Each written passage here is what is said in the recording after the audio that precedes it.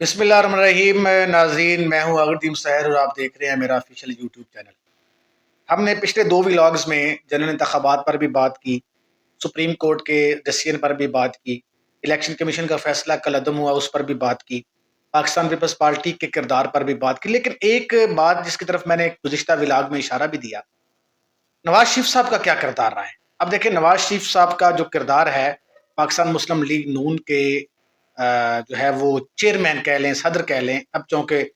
جو ہے وہ مریم چیف آرگنائزر ہے اور وہ خود باہر بیٹھے ہوئے ہیں۔ نواز شریف صاحب پاکستان سے دوائی لینے کے لیے گئے اور اس کے بعد 3.5 سال وطن واپس نہیں آئے، اور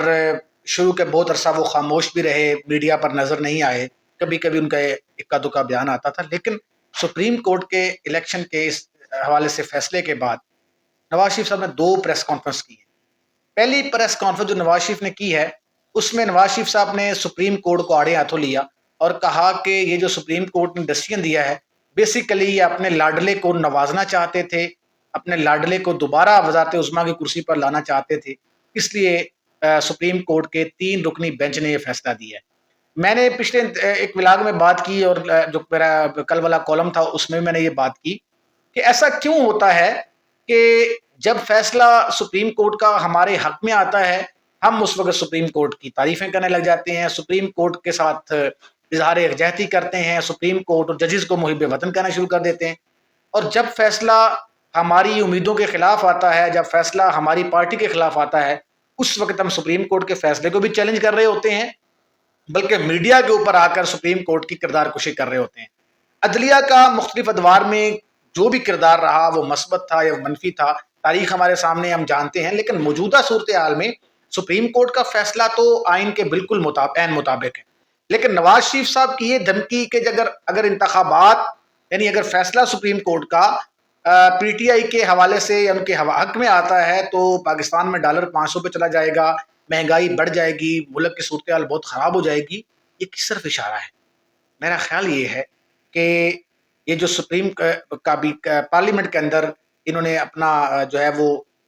تبدیلی عدالتی قوانین میں تبدیلی کی اور اپیل کا حق دیا، نظر ثانی اپیل کا حق دیا نااہل کے لیے، میرا خیال یہ ہے کہ سب کچھ اس لیے کیا جا رہا ہے کہ نواز شریف صاحب اور یوسف رضا گیلانی اور جہانگیر ترین وغیرہ کے لیے راستے ہموار کیے جا رہے ہیں، تاکہ ان کو اپیل کا حق دے کر ان کو دوبارہ جو ہے وہ پاکستان کے اندر واپس بلایا جائے۔ تو میں یہ سمجھتا ہوں کہ نواز شریف صاحب اس وقت تک واپس نہیں آئیں گے جب تک انہیں پاکستان سے یہ کلین چٹ نہیں ملتی کہ جناب آپ انتخابات جیت جائیں گے۔ نواز شریف کا جو اب ہونے والا دورہ ہے سعودی عرب کا، یہ صرف اور صرف شاہی خاندان سے معافی نامے آپ کہہ لیں، سفارشیں کہہ لیں، کچھ بھی کہہ لیں، صرف شاہی خاندان کو اس بات کے لیے قائل کرنا ہے کہ آپ ہمارے لیے NRO2 NO3 کے لیے راستہ ہموار کریں اور پاکستان کے اندر دوبارہ ہمارے قدم مضبوط کرنے کے لیے ہمارا ہاتھ پکڑیں۔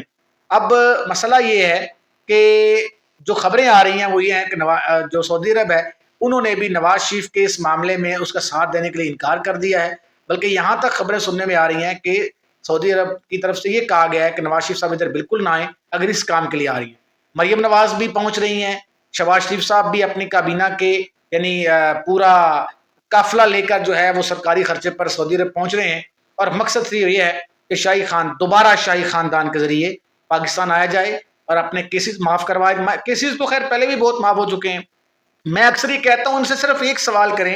کہ وہ 1100 ارب کے کرپشن کے کیسز جو معاف ہوئے ہیں، کیا قوم اس بات کو بھول جائے؟ کیا ہم سب اس بات کو بھول جائیں؟ یہ بڑا اہم سوال ہے۔ اب یہ بھی سوال ہے کہ سپریم کورٹ کے اس فیصلے پر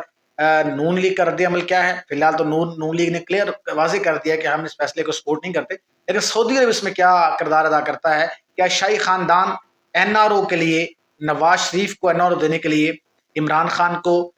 فورس کر سکتا ہے، عمران خان کو صلح کر سکتا ہے؟ یہ بڑا اہم سوال ہے کہ عمران خان کی صلح ہوتی ہے یا نہیں ہوتی۔